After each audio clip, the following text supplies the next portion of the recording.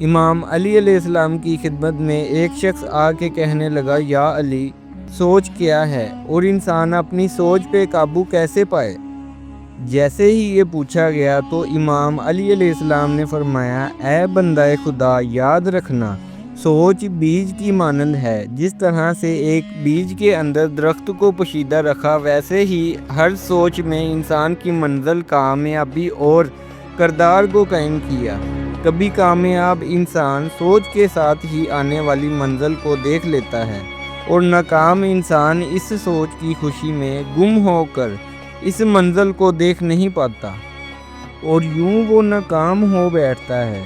اے بندہ خدا، اپنے دل کے دروازے پر دربان بن کر بیٹھا کرو اور ہر ایک سوچ کو جب تک اس کی منزل واضح نہ ہو اپنے دل میں داخل نہ کیا کرو، کیونکہ میں نے اللہ کے رسول حضرت محمد مصطفیٰ صلی اللہ علیہ وآلہ وسلم سے سنا، جس انسان کا اپنی سوچ پہ اختیار نہیں، وہ انسان کبھی اپنی منزل پہ اختیار نہیں پا سکتا۔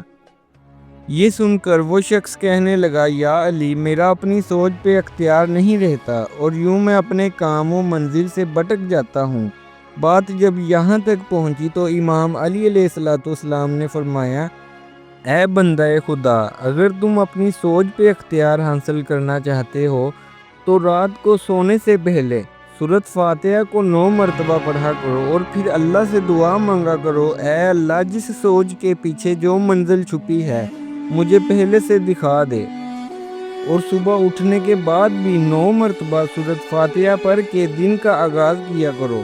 لوگوں کے عیب کو درگزر کیا کرو، اپنی خامیوں پہ غور و فکر کیا کرو اور یوں تمہاری آنکھیں دنیا سے ہٹ کر خدا کی طرف کھلنے لگے گی اور تم اپنی سوچ پہ اختیار پا کر کامیابی حاصل کر لو گے۔ کیا آپ کو ہماری ویڈیو پسند آئی؟ اپنی رائے کا اظہار کمنٹ باکس میں ضرور کیجیے گا اور اس پیغام کو اپنے دوستوں کے ساتھ ضرور شیئر کیجیے گا۔ انشاءاللہ ملتے ہیں نیکسٹ ویڈیو میں۔ اللہ تعالیٰ آپ کو سلامت و آباد رکھے۔